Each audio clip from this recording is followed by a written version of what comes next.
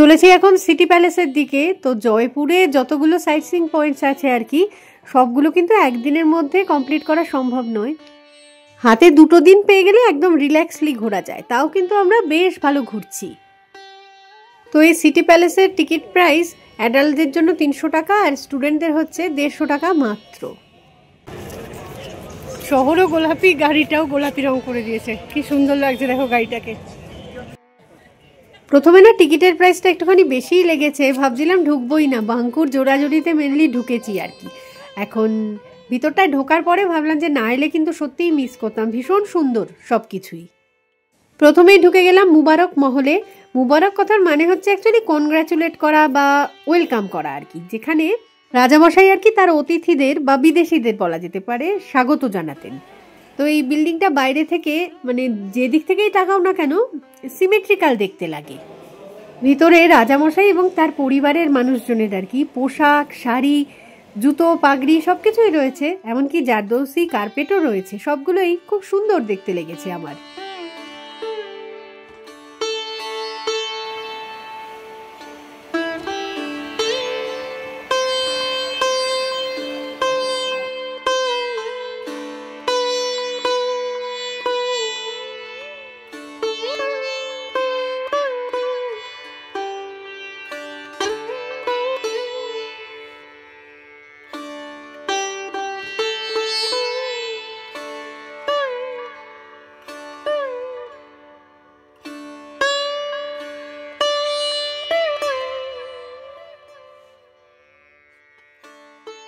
এই city palace বানিয়েছিলেন মহারাজা জয় Singh two 1727 সালে। তারপর থেকে এই সিটি প্যালেস ছিল জয়পুরের রাজাদের মুখ্য নিবাসস্থল। ডিজাইনে কিন্তু রাজপুত, মুঘল, ইউরোপিয়ান স্টাইল সবকিছুর একটা মিশ্রণ দেখতে পাবে। একদম অন্দরমহল যেটা, সেটাকে বলে চন্দ্রমহল। আর এখন যেটাতে রয়েছি এটা মেনলি রাজাদের দরবার হল ছিল তখন, স্কোয়ার শেপের একটা জায়গা। সিলিংগুলো তো বেশ উঁচু, যথেষ্ট হাওয়া বাতাস খেলছে, মানে জায়গাটায় ঘুরতে ঘুরতে মনে হবে কি যদি এই রাজপরিবারের অংশ হতে পারতাম খুব ভালো হতো। আচ্ছা, এরপরে দেখবো রূপোর তৈরি গঙ্গাজলি, মানে গঙ্গা জল রাখার একটা বড় সড়ো পাত্র।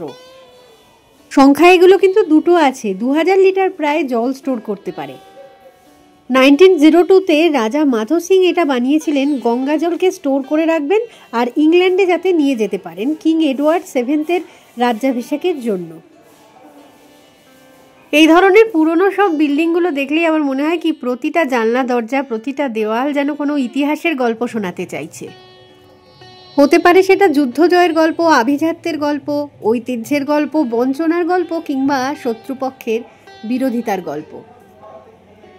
ভালো করে দেখতে গেলে কিন্তু অনেক সময় দরকার, আমাদের হাতে অতটা টাইম তো নেই, তাও যতটা যা পারছি দেখছি আর কি। দেখো মানে কতগুলো মানে কামান দাঁড় করানো রয়েছে সারিবদ্ধভাবে। এক জায়গায় আবার বসেছে পুতুল নাচের আয়োজন।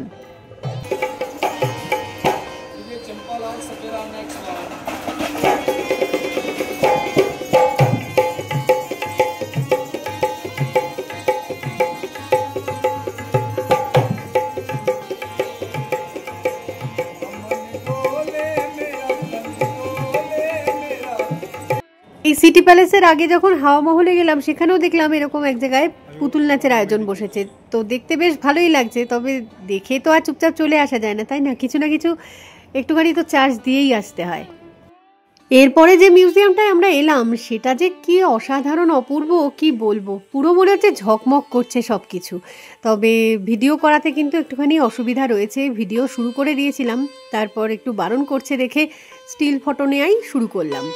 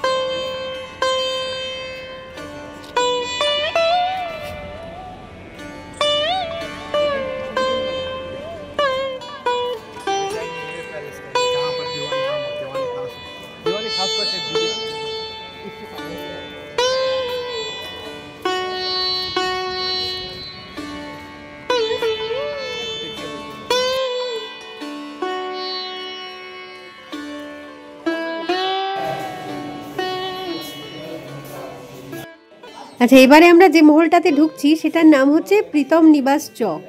এখানে মানে বেশ কিছু সুন্দর সুন্দর ছবি তো আছে রাজা মহারাজাদের, আর 4টে খুব সুন্দর সুন্দর গেট রয়েছে। ময়ূর গেট, কমল গেট, লেহেরিয়া গেট, গুলাবি গেট।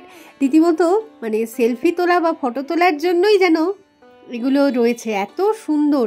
তো যারা ঘুরতে আসবে ছবি তুলতে কিন্তু ভুলো না এই জায়গায়। 4টে গেট মেনলি 4টে সিজনকে বোঝাচ্ছে, তবে অনেকে বলেন যে ভগবানদেরও উৎসর্গ করা রয়েছে। এই যে যেটা ময়ূর গেট, এটা কিন্তু ভগবান বিষ্ণুকে উদ্দেশ্য করা হয়েছে। এই ডান দিকটায় চন্দ্রমহলটা কিছু একটা রেনোভেশনের কাজ চলছে, তো ওটার ভিতরে তো ঢোকা যায়, তবে এই মুহূর্তে যাবে না আর কি ঢোকা। বাপরে, এই ভিতরটা আরো বেশি সুন্দর। ময়ূর গেট একটা আছে, কি সুন্দর গেটটার কাজ।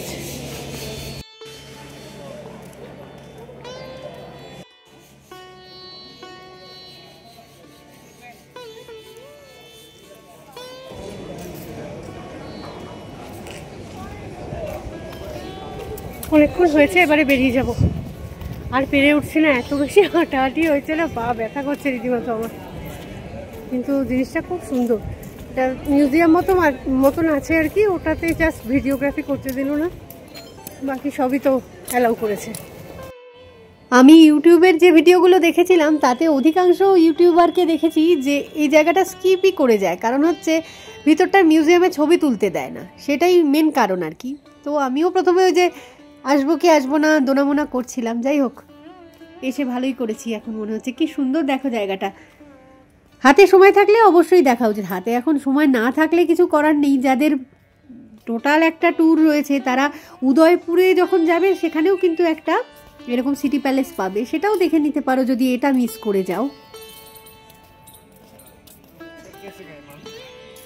প্রচুর ঘোরাঘুরি করেছি, এবার সিটি প্যালেস থেকে বেরিয়ে যাব।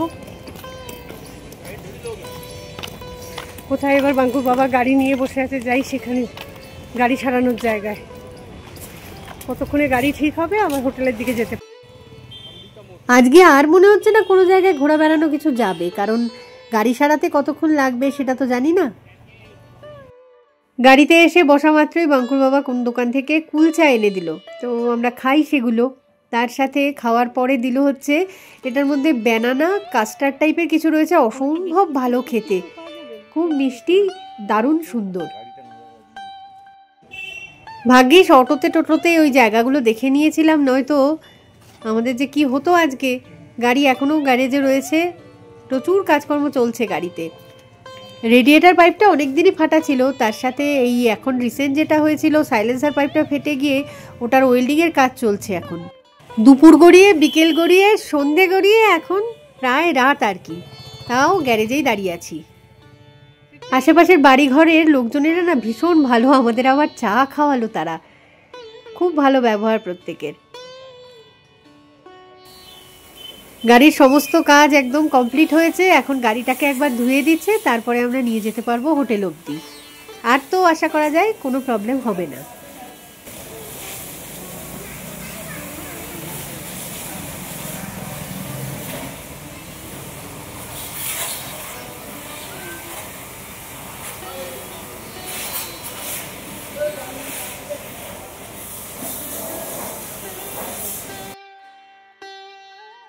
গাড়ি নিয়ে এগোচ্ছি হোটেলের দিকে। তো জয়পুরের রাস্তার এই যে মেট্রো স্টেশনের নিচে এই যে লাইটিংটা দেয়, আগেও দেখিয়েছিলাম, খুব সুন্দর লাগে দেখতে, একদম আলো ঝকমকে পরিবেশ একটা। তবে অনেকটা রাত হয়েছে, তো ঘর বাড়ি দোকানপাট সবই একটুখানি শুনশান হতে শুরু করে দিয়েছে।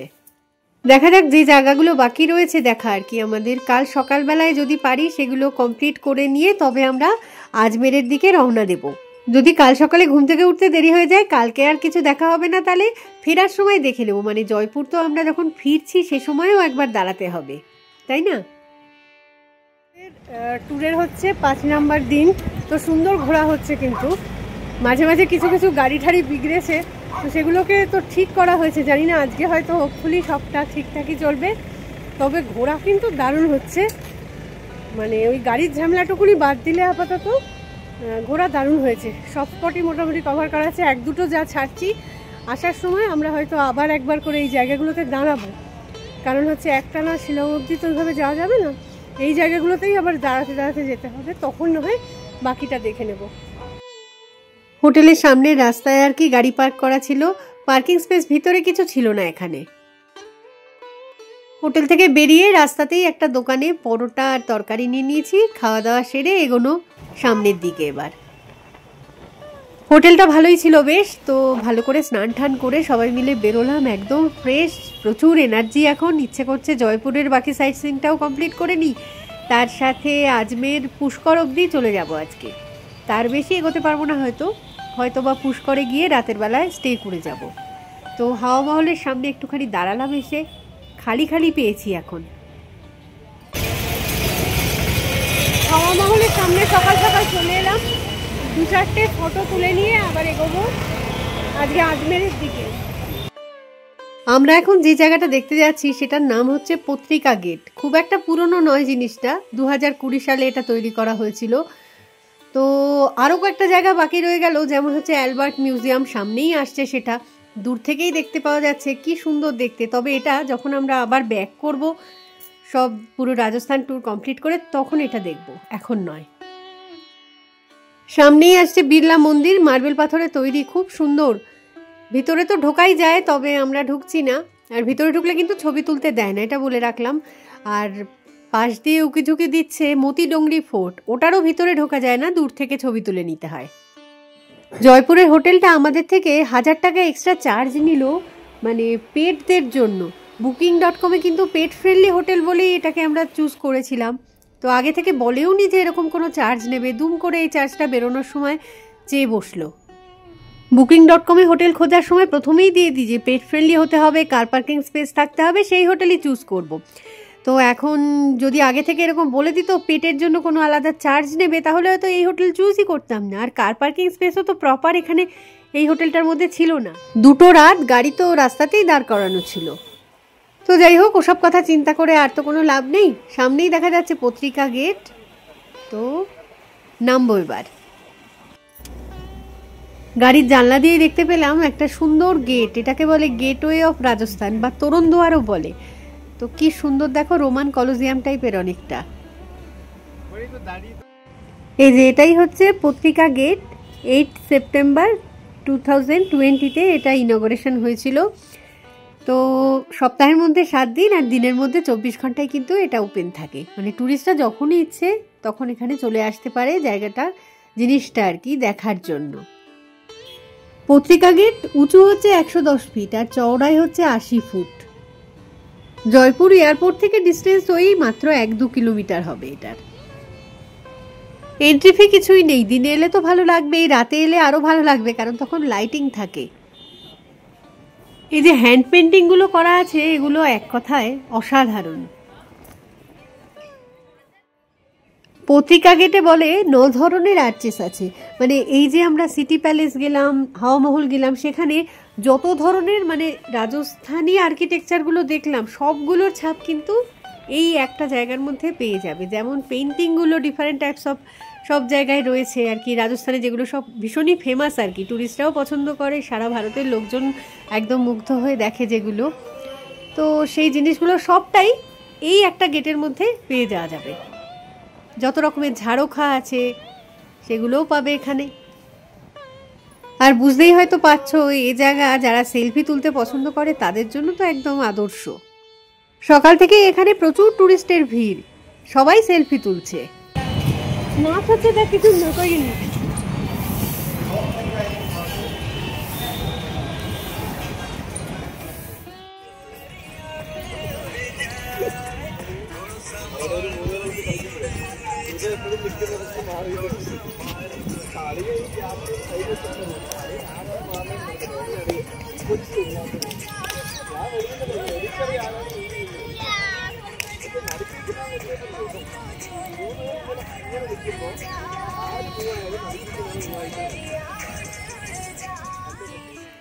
পত্রিকা গেটটাকে সামনের দিক থেকে তো দেখিয়েছি, এই পেছনের দিক থেকে দেখো কি সুন্দর। প্রত্যেকটা জানলা, ঝাড়খা আর কি, এগুলো সব খেয়াল করো, যেগুলোই আমরা হাওয়া মহলে, সিটি প্যালেসে সব দেখেছি সেগুলোরই যেন রেপ্লিকা এখানে রয়েছে। নাচের শুটিং চলছে, প্রি ওয়েডিং ফটোশ্যুট চলছে, আসলে ব্যাকগ্রাউন্ড যে এত ভালো। কি সুন্দর করে গান বাজছে, নাচ হচ্ছে, সেটা দেখতে চলে গেছি। ছবি তুলবো নাকি এইসব করব। অনেকটা টাইম যাচ্ছে, কারণ এখন আমাদের অনেকটা পথ এগোতে হবে। তো দাঁড়িয়ে নাচটা দেখতে ইচ্ছে করছে, কিন্তু অত টাইম নেই আজকে। যাই এগোই।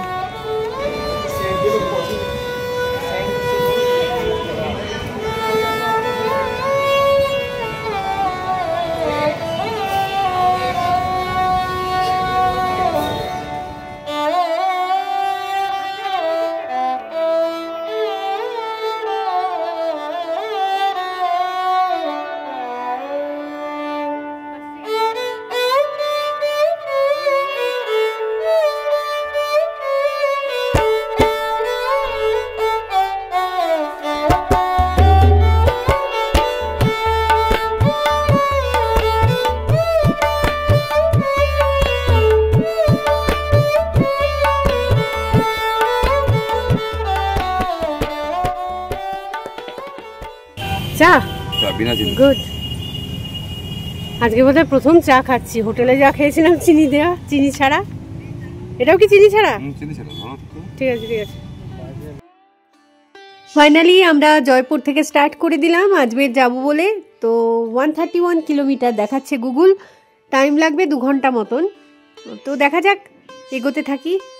আর তারপরে রাস্তা কীরকম থাকে কি না থাকে সব রিভিউ তো দেবো, সেগুলো মানে পরের ভিডিওতে দেখাবো না হয় সবটাই। এই ভিডিও তাহলে এখানেই রাখছি, খুব তাড়াতাড়ি ফিরে আসছি পরের ভিডিওটা নিয়ে।